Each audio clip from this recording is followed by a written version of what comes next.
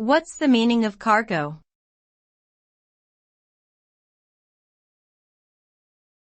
Cargo.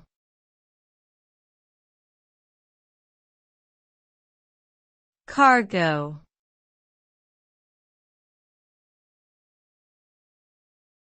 Cargo.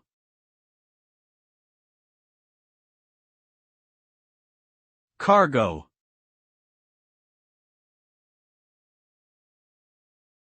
Cargo refers to goods or products that are transported by ship, plane, truck, or train.